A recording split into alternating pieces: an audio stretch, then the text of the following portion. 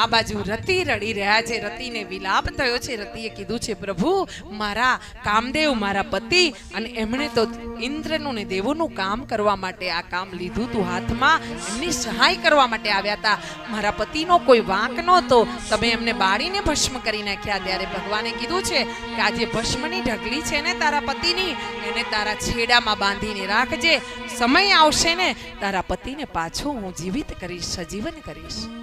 ભોળાનાથ છે, હા ભોળાનાથ છે. એમનું અપવિત્ર કરવા માટે જે કામ કર્યું કામદેવે, તેને પણ તેમણે સજીવન કરવાનું વચન આપ્યું છે.